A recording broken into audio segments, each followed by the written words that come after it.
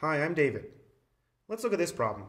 We're given the indefinite integral of x over the square root of x squared plus 6x plus 12 with respect to x. And we're told to solve this integral by completing the square. Okay, so if we're going to complete the square, we've got to somehow simplify what's under the square root right here.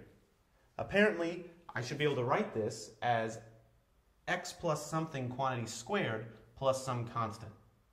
So if I'm going to be able to do that, I have to write it as x squared plus 6x plus something, and I need it to equal 12.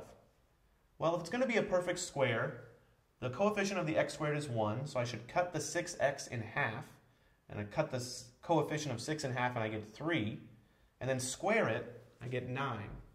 So that is a perfect square, x squared plus 6x plus 9. But I want it to equal the expression under the square root, so I have x squared plus 6x plus 9 plus 3, because 9 plus 3 equals 12. So those are the same things. And if I wanted to write it in squared notation, I could say this is the quantity x plus 3 squared plus 3. Okay, so let's try to solve this integral after having completed the square. I can rewrite this as the integral of x over the square root of quantity x plus 3 squared plus 3 with respect to x. Now somehow this should make it easier to solve the integral. Well, let's just investigate the original integral real fast and make sure that I couldn't have done some simple u substitution. If I made the under the square root u, then my du would be 2x plus 6 quantity dx. I have the x up there, but I don't have the plus 6. So I couldn't do a u substitution. So I've got to have some other technique. Well, I have something squared plus a constant. That lends itself to a trigonometric substitution. But usually when I do a trigonometric substitution, that something is a u squared or an x squared. But I have an x plus 3 squared. So just to be a little more comfortable, let's rewrite this so that u equals x plus 3. If u equals x plus 3, then du is just dx. So that's not going to be a problem. And then I can also rewrite x. X is going to be, well, if u equals x plus 3, x is going to be u minus 3. So let's rewrite the integral using u substitution. X is equal to u minus 3. The square root is u squared plus 3. That's the whole reason I'm doing this u substitution. And then dx, nicely, is just du. Okay, so now I want to solve this integral. I'm looking at this and I'm thinking, well, I could do a trigonometric substitution, but I also recognize that the derivative of u squared plus 3 with respect to u is just 2u. I have a u up here in the numerator. So perhaps at this point, it's a good idea to separate this into two separate integrals. The integral of u over the square root of u squared plus 3 du. I know that I'll be able to do a simple substitution for that, minus the integral of 3 over the square root of u squared plus 3 du. In order to do this problem, I'm probably going to have to do a trigonometric substitution. Okay, but we at least have a strategy for both of these problems. So let's see. Let's take care of the easier one first. Now usually when we do a substitution, we do a u substitution. But we already are using the variable u, so let's call it a different variable. Let's say a w substitution. So let's let w equal what's under the square root? U squared plus 3.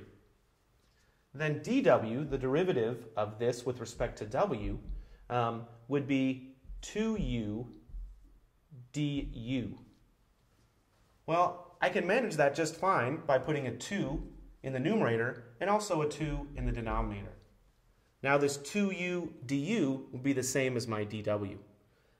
And I can go on, and I can say that at least this part equals 1/2 times the integral of 1 over the square root of w dw. And that's something I can integrate. Okay, let's look at this next piece. It's in this u squared plus 3 situation. Well, in order to do that, I'll probably need to do a trigonometric substitution. Well, what does that look like? Let's do this.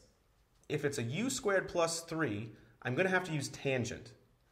And I'll let u equal, well, something tangent theta. It's whatever this is, the square root of that. So in this case, it's going to be the square root of 3 tangent theta.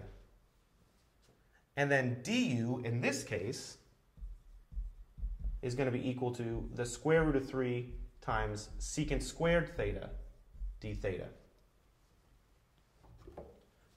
So using the trigonometric substitution here, I've got, well, I can take this 3 out front, and I've got the integral of, under the square root, I've got u squared, which is 3 tangent squared theta plus 3. And then my du turns into a square root of 3 secant squared theta d theta. If I can simplify that and this, then I can, and solve both those integrals, then I can find my integral. Okay, well, let's kind of go piece by piece. We're kind of doing both problems at the same time. Let's finish up this one. This is going to equal 1/2 times, well, the integral of w to the negative 1/2. That's going to be w to the 1/2 divided by 1/2, or times 2. I'm not going to include a plus c there. I'll include a plus c when I'm finished with both of my indefinite integrals. Okay, but I've actually integrated that. I still have to simplify this one before I can integrate. Well, what simplifies here? This right here is the same as 3 times tangent squared theta plus 1. And I know that tangent squared theta plus 1 is the same as secant squared theta. So I can rewrite this as minus 3 times the integral. Well, I still have the square root of 3 times secant squared theta on the numerator. On the denominator, what do I have? Well, the square root of 3 can come out, and then I have a secant squared theta under the square root. That's just 1 secant theta, d theta. Now I can see that this integral is actually working out kind of nicely. The square root of 3's cancel out. I can cancel out one of the secant thetas on the denominator with one of the secant thetas on the numerator. And I'm just left with the integral of secant theta, which is a formula that I should know. Okay, so finally, this equals, well, I'll just write this as square root of w to simplify right there, minus 3 times the integral of secant theta with respect to theta. The integral of secant theta with respect to theta is natural log of the absolute value of secant theta plus tangent theta. And now that I've finally integrated everything that I'm going to integrate, I'll include this arbitrary constant plus c. Okay, so I've done all that work, and now the process is, can I go back and get everything in terms of x? So now let's simplify. The square root of w, well, w equals u squared plus 3. So this is the square root of u squared plus 3. Minus 3 times natural log of absolute value of something. Well, in order to figure out what these thetas are in terms of u, I've got to use my trigonometric substitution and draw a right triangle. So my trigonometric substitution was down here. So let me draw that right triangle. I'll put a theta right here. I know that tangent theta equals u over the square root of 3. Tangent theta is opposite over adjacent. So I must have a u here and a square root of 3 here. Well, so the hypotenuse must be u squared plus square root of 3 squared, or plus 3. And again, I kind of like seeing that here, because in my original problem, I had a u squared plus 3 under a square root. Okay, so now that I have that, I can figure out what secant theta are and what tangent theta are. Okay, secant theta. Secant theta is 1 over cosine theta. So instead of adjacent over hypotenuse, it's hypotenuse over adjacent. So that should be the square root of u squared plus 3 all over the square root of 3. Tangent theta, well, we already know what tangent theta is because we have the equation right there. Tangent theta is just u over the square root of 3. And all that's inside my absolute value bar, and then I don't forget the c. The very last step is to replace all my u's with what u actually is. U is x plus 3. So I'm going to go ahead and do that. I've got the square root of the quantity x plus 3 squared plus 3 minus 3 times the natural log of the absolute value of the square root of x plus 3 squared plus 3 all over the square root of 3 plus the quantity x plus 3 over the square root of 3. Finish the absolute value bars, and then don't forget my arbitrary constant.